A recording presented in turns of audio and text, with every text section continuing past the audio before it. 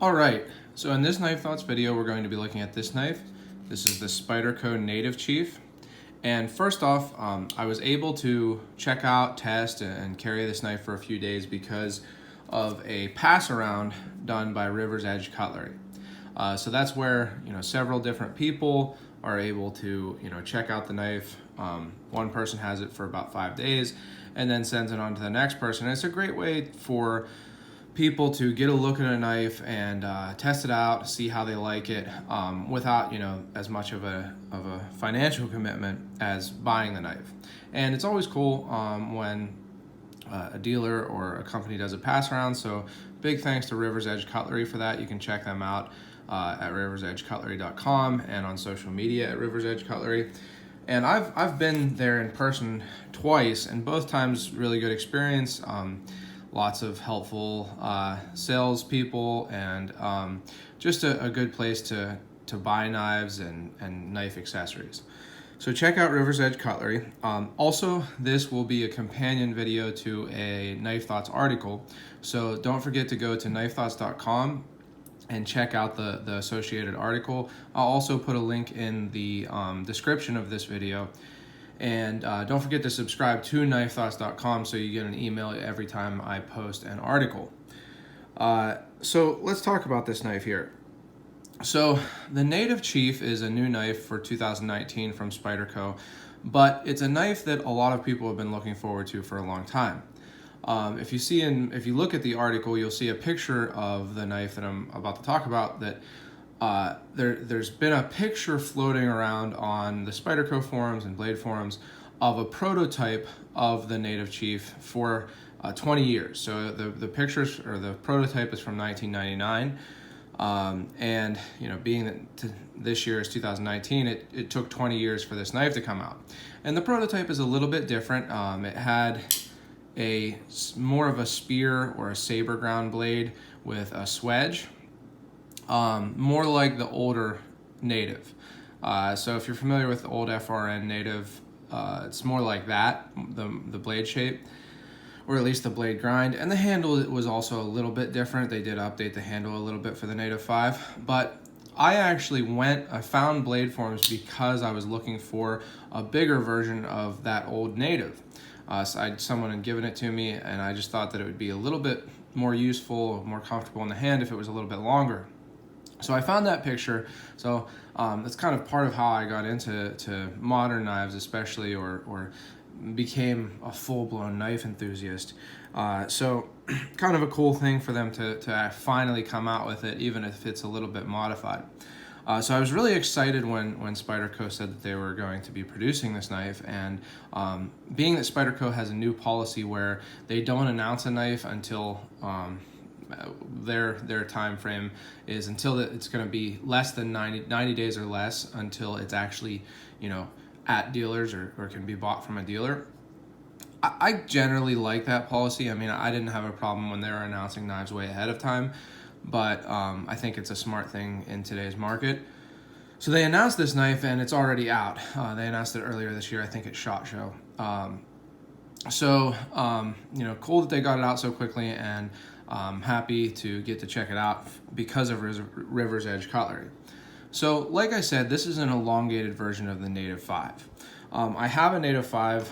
It's pretty well used, so the blade shape isn't an exact comparison to a new Native 5. But you can see that it has the same design. It has no thumb ramp, which I'll talk about later, which allows it to have a pretty slender profile when closed. It has this finger scallop here, and then kind of a little palm swell, and then a continued section for the rest of your fingers. And then you can see it has a 50-50 choil. They're both backlocks, and if you look at the blade shapes, they're pretty similar. Sorry that they're a little scuffed up here, or fingerprints and stuff. I used this for cutting a bunch of cardboard yesterday, which again I'll talk about here in a second. And this one has been used for a long, long time. But you can see that the what Spyderco sometimes calls the cockpit of the knife, which is pretty much from the blade hole or the spider hole down to the lock, is exactly the same. So the 50-50 choil is the same size, the spider hole is the same size. The tang, forgetting what that's called there, ricasso, is the same distance from the handle, and the lock is the same distance from the pivot, and everything like that, even down to this finger scallop here.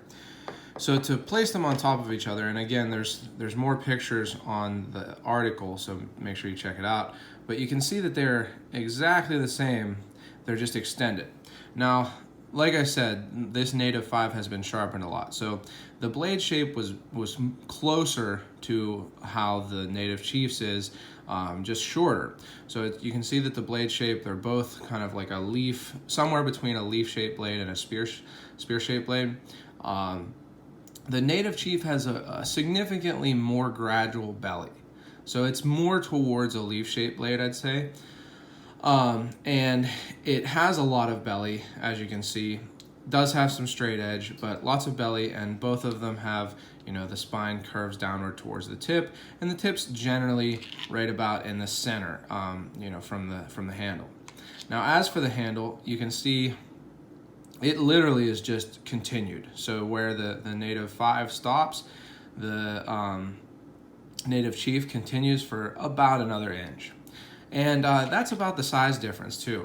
So to compare it, and I'm going to pull out for some of my subscribers who are more familiar with the traditional knives, here it is next to a GC15. So here are those. And then, as you see, next to the Native. So the Native 5 is about a 3-inch blade with about a 4-inch handle. The Native Chief is about a 4-inch blade with about a 5-inch handle. So because of that, because it's scaled up so well, it actually does have a pretty good edge to handle ratio, which is the length of the edge divided by the length of the closed handle, or the handle length.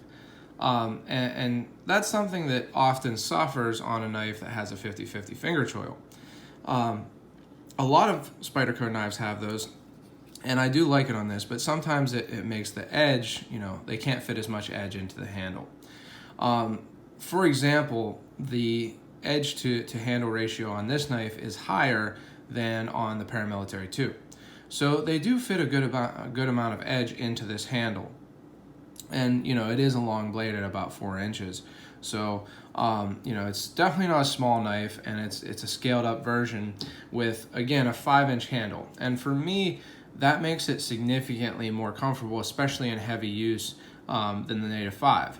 Now, I like the Native 5's handle, but as you can see, when I get a grip in this main grip area, so if my finger is in this finger scallop, I'm kind of, I can squeeze all 4 of my fingers into that, but I'm kind of between a 3.5 and a 4 finger grip.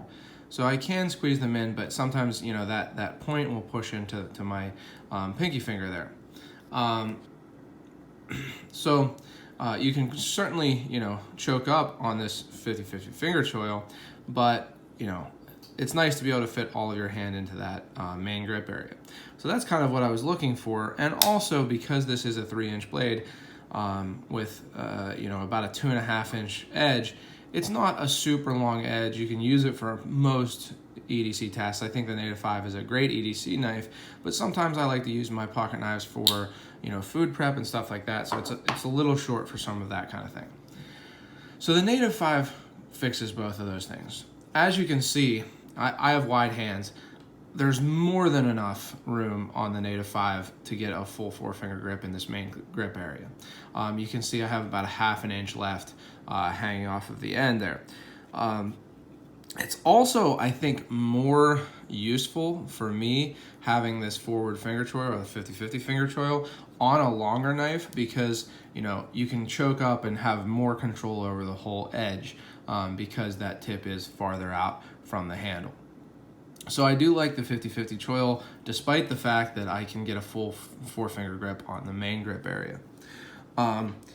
So I really like the handle. I like that it's sized up. This knife I used a lot cutting cardboard yesterday, cleaning out a storage closet, cutting cardboard, working on inventory, and the handle was comfortable, felt good the whole time I was cutting, and it did really well with such a long blade. You can get really long cuts So I like the handle. I think it's really ergonomic. And I did use the forward choil some, so I think that can be useful. The blade is very nice also. So I really like this blade shape for general use. It's really good for kitchen use. So I made a bunch of salads this week with this knife, just, chopping and slicing things, and it just does a really great job with that. You can, kind of get a little bit of a rolling cut. Let me get this out of the way here too. You can kind of get a little bit of a rolling cut with it because of the belly. Not too much, but a little bit. And it just slices through cardboard. This seems to be a really, really well ground knife. So it looks even, the edge is nice and thin, and it seems to be ground thin because this thing just was like a laser through cardboard. So, really, really well ground, a useful blade shape, lots of, point, good amount of belly, some straight edge. And to talk about that point there, some people have kind of pointed out that it's pretty thin and worried about the stability of it. So for me, I don't ever use my knives for any kind of prying. I carry a little Leatherman squirt with me and can use that for prying and turning screws and stuff. So I would never use the tip of this knife or any part of it really for prying. That said, if you do, or even, maybe sometimes you have an accident, you're cutting something and the tip gets stuck as you're cutting and you put some pressure on it. I do think that this knife, the tip of this knife is going to be more likely to break than that on something that's a little bit more hard use oriented or something. Now, I don't, the whole hard use thing is, I don't want to get into that right now, but I think it's kind of silly because it's a pocket knife. Even at 4 inches, you're not going to be doing anything that crazy with this knife. So for me, it's not a problem, but I can see other people breaking this tip. And that's not a criticism of other people. Everybody can use their knives however they see fit, of course, as long as they're not hurting people. But you can certainly use your $155 knife to pry and stuff if you want. And like I say, accidents do happen. So I'm not saying even if you are using the knife correctly that you would never break the tip. I just think that for me, it wouldn't be a big issue. I didn't find it to be an issue in using it. But it is a thin tip. So for example, it actually is a good bit thinner than the tip on the Native 5. The only reason for that, I think, is because Spyderco does a really nice thing with their knives, which is a distal taper. So not only does it thin from the spine to the edge, but from the handle or the, I keep forgetting what that's called, but where the grind starts to the tip. So that distal taper makes for a really nice knife in use, in slicing and stuff like that, especially with cardboard, but it does make the tip a little thinner. So that's something that some people have pointed out about this knife. Now, one thing that a lot of people really like is jimping, and this is really good jimping.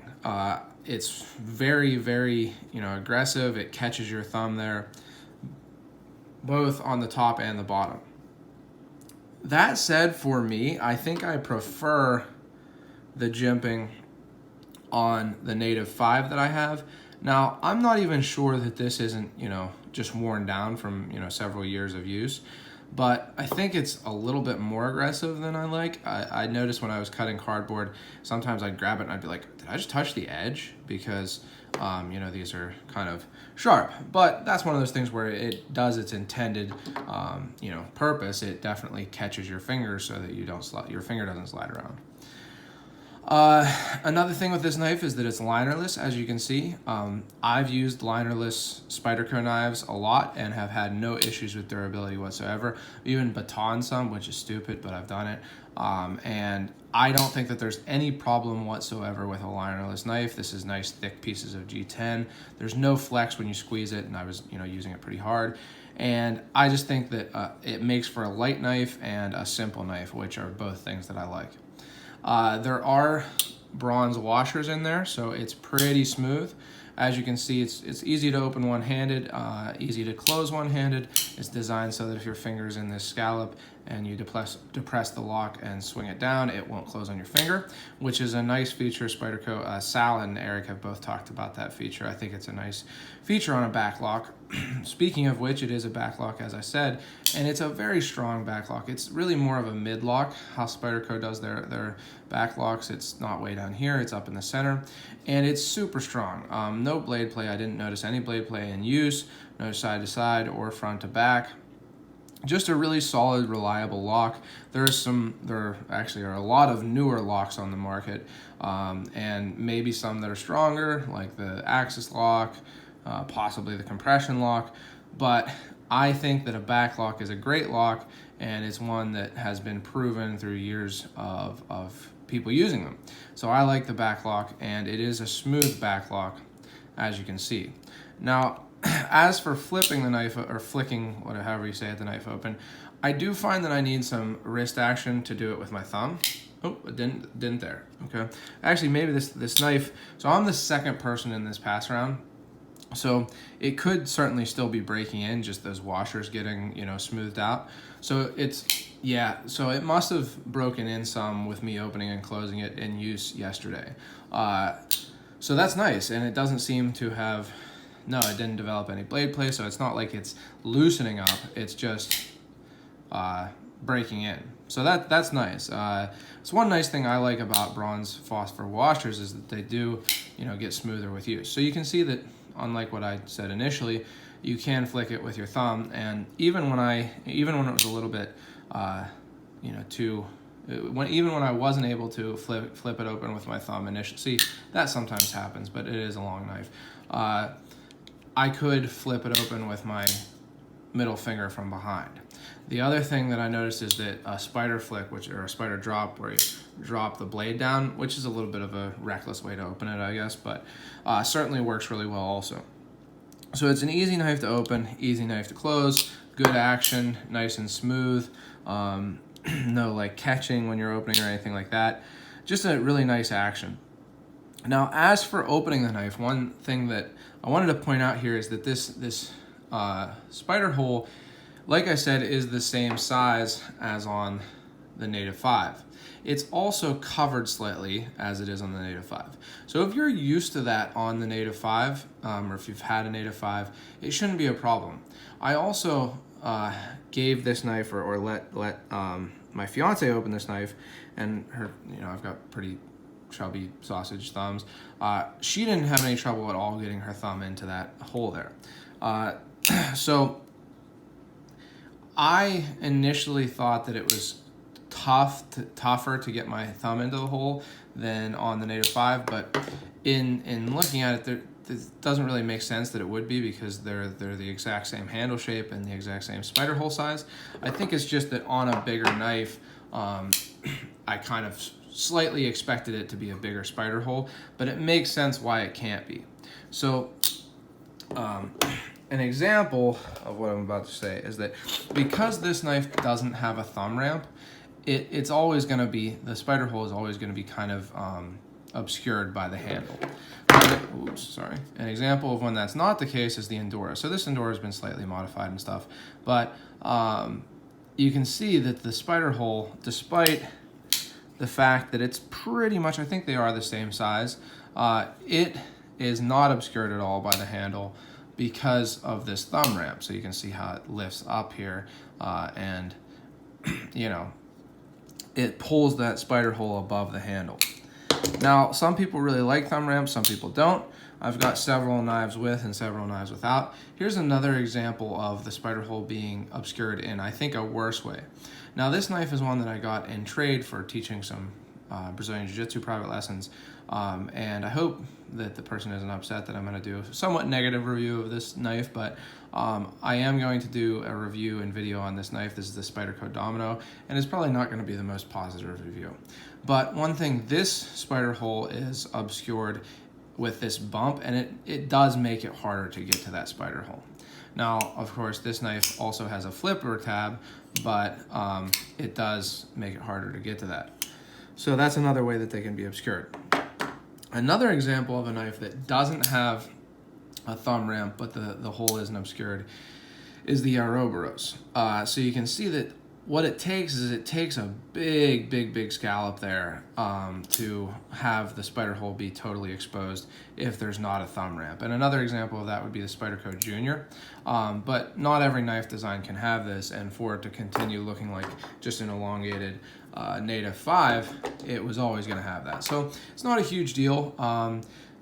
I think it's more of a thing where when I was just fidgeting with this knife, opening and closing it, sitting on the couch or whatever, I did feel like I wish that the spider hole wasn't obscured like that.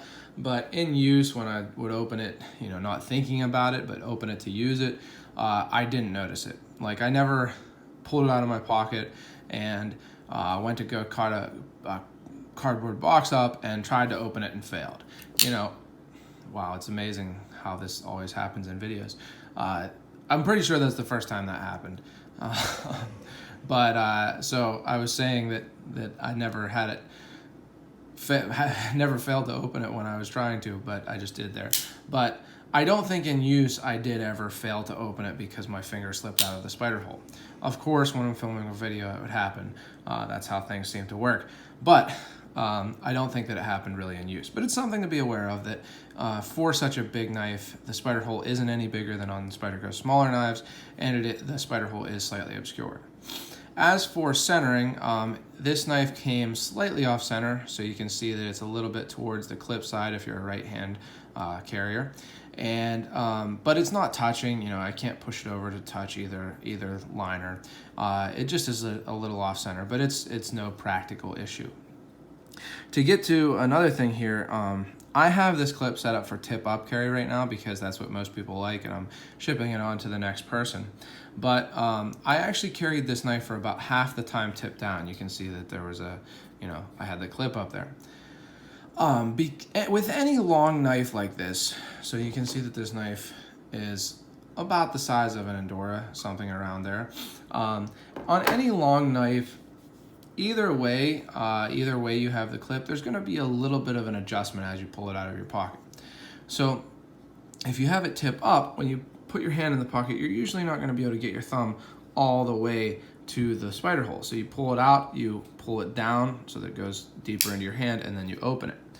If you have it tipped down, you know, you reach in, you grab it out of your pocket, and your thumb is there ready at the spider hole to open it, but you have to adjust it to pull it into your hand, then open it up.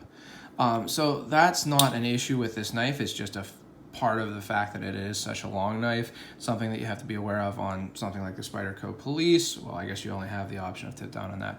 Or I'm sorry, no, that's the Spyderco Military.